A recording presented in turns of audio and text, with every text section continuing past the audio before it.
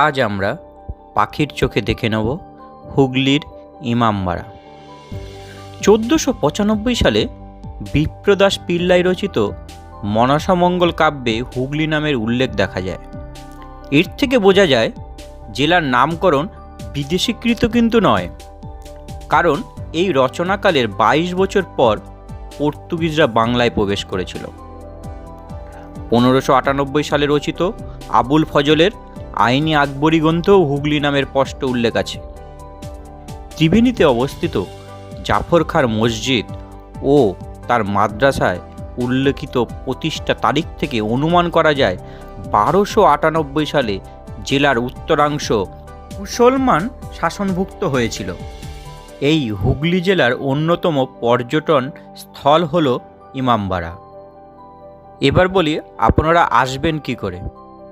হাওড়া থেকে ট্রেনে আসুন হুগলি স্টেশন, সেখান থেকে রিক্সা ইমামবাড়া, কিংবা শিয়ালদা থেকে ট্রেনে নৈয়াটি হয়ে গঙ্গা পেরিয়ে হুগলিঘাট স্টেশন, সেখান থেকে হাঁটা পথে ইমামবাড়া।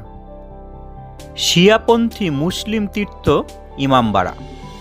ইমামবাড়া কথার অর্থ ইমামদের থাকার জায়গা, কিন্তু ভারতীয় উপমহাদেশে এই শব্দের মানে হলো বড় হলঘর। পুরানো স্থাপত্যটা আগেই ছিল।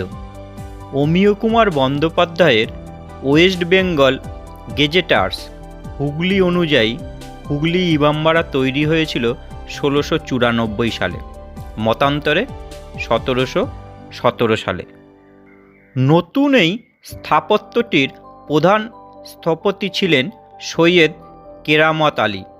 তিনি ছিলেন গণিতজ্ঞ। এই ইমামবাড়ার নকশা তিনিই করেছিলেন।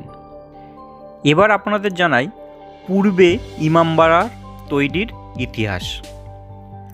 হাজী মোহাম্মদ মহসিন, যাকে হুগলি কেন অনেক দূর দূরান্তের মানুষও দানবীর বলে জানেন, উপাসনার জন্য তার প্রিয় জায়গা ছিল তাজিয়াখানা। সেই সময়ের নজরগাঁও হুসেন ও তাজিয়াখানা একত্রে ইমামবাড়া নামেই পরিচিত ছিল। মহসিনের মৃত্যুর সময় জীর্ণ হয়ে পড়েছিল এই ইমামবাড়া। মহসিন স্টেটের দায়িত্ব সৈয়দ কেরামত আলী পাওয়ার পরে তিনি নতুন করে এই ভগ্নপ্রায় ইমামবাড়া তৈরির পরিকল্পনা করেন। সেই পরিকল্পনা অনুযায়ী নজরগাঁও হুসেন ও তাজিয়াঘর মিলিয়ে এই বিশাল সৌধ তৈরি করেন।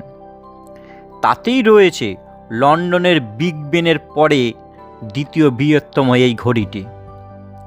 ঘড়িটির নির্মাতা messrs black and Harry company, যে এটা লন্ডনের বিগ বেনে অবস্থিত।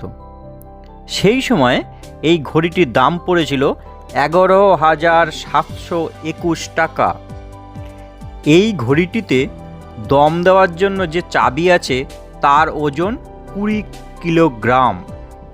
দুজন মিলে ঘড়িটি দম দিতে হয়। 3টি ঘন্টা রয়েছে। মাঝারি ও ছোট ঘন্টা দুটি 15 মিনিট অন্তর বাজে, আর বড় ঘন্টাটি বাজে 1 ঘন্টা অন্তর। ঘণ্টাটিতে রানী ভিক্টোরিয়ার মুখ খোদাই করা আছে। ঘড়ির দুদিকে 2 মিনার, 2 মিনারে 152টি করে সিঁড়ি আছে। অবশ্য সিঁড়িগুলো খুবই সংকীর্ণ। এই ঘড়ির ডায়ালে যে হরফটা আমরা দেখতে পাই সেটি হলো আরবি। আরও একটি ঘড়ি দেখতে পাওয়া যায় ইমামবাড়াতে, যেটা গঙ্গার তীরে অবস্থিত। এটি সূর্য ঘড়ি। সূর্যের ছায়া দেখেই সময় হিসাব করা হয়। 3 ফুট মতো এই উঁচু ঘড়িটি। উঁচু স্তম্ভ দুটির উচ্চতা 85 মিটার করে। ইমামবাড়া তৈরি করতে সময় লেগেছিল প্রায় 20 বছর, আর আনুমানিক খরচ হয়েছিল প্রায় 3 লক্ষ টাকা। আপনাদের আরেকটা ভালো তথ্য দিই, সেটা হলো ঘড়িতে যে 3টে কাঁটা আছে, বড় থেকে ছোট অবধি কাঁটাগুলির ওজন হলো যথাক্রমে 80 মণ, 40 মণ ও 30 মণ। ইমামবাড়ার ভিতরে উপাসনা গৃহ আছে, যা জড়ি দালান নামে পরিচিত। সেখানেও আর সোনার উপর কোনো কাজ আজ দেখা যায় না। সেই সময় বেলজিয়াম থেকে আনানো কাচের ঝাড়বাতির অধিকাংশই এখনও এখানে রয়ে গেছে, আর জরি দালানে রাখা থাকে তাজিয়াও। আগে মহরমের তাজিয়ার সাথে হাতি ঘোড়াও বেরোতো, এখন আর তা হয় না। তবে মহরম মাসের 7 ও 10 তারিখে তাজিয়া বার হয়। শোভাযাত্রা করে সেই তাজিয়া নিয়ে যাওয়া হয় স্থানীয় কারবালা মাঠ পর্যন্ত।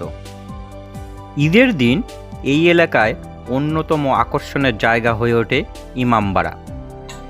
ইসলামী স্থাপত্য ও ভাস্কর্যের সুন্দর এই নিদর্শন এবং ঘড়ি দেখতে বহু ভ্রমণ পিপাসু এখানে আসেন প্রতি বছর।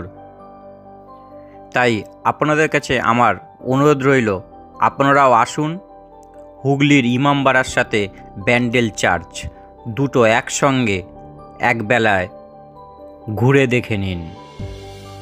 ইমামবাড়ার কাহিনী বললে আরও অনেক বলা যায় এবং তাতে ভিডিও অনেক বড় হয়ে যাবে, তাই আজকের মতো এখানেই শেষ করছি।